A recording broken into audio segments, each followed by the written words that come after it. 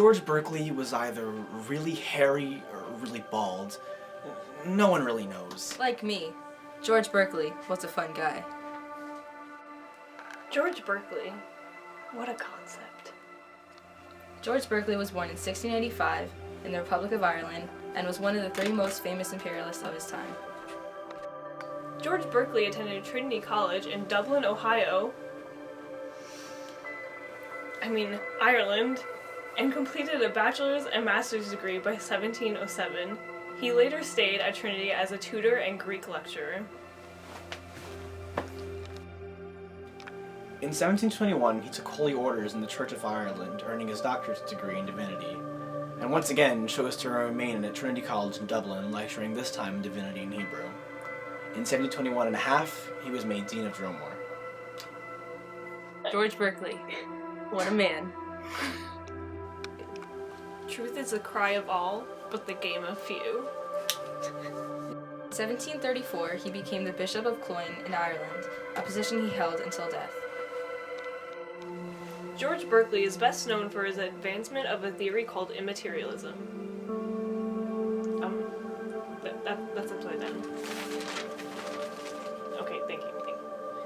This theory basically denies the existence of material substance and instead states that familiar objects are only ideas in the minds of perceivers and consequently cannot exist without being perceived.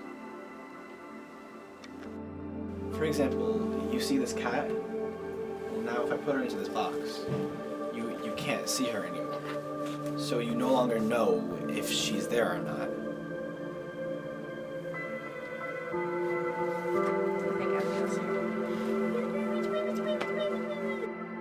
To break this down even more, Berkeley concludes that matter does not exist. Only minds and ideas exist. Wait, if things only exist in our minds, can we communicate like this?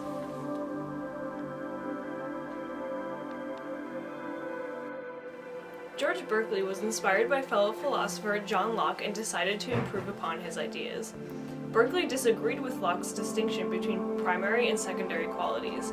He pointed out that our only access to these primary qualities, what we know, is through secondary qualities, our senses. Berkeley concluded that what we know are only interpretations of what we gather through our senses. Therefore, primary qualities too exist only in the mind. Kyle. Where's your... Westward the course of empire takes its way. The 4 first acts already passed. A 5th shall close the drama with the day. Time's noblest offspring is the last. We are incapable of knowing that physical bodies exist. If we can see, hear, feel, and taste external objects that are not actually there while we dream, then we can conclude that our sensations while awake are not necessarily produced by these external physical objects. For example, if you dream about a brown table, you can perceive the qualities of the table, such as its brownness, size, shape, and number of legs. Our mind actively creates or passively perceives these ideas, but when we open our eyes, we cannot choose to see or not to see the brown table.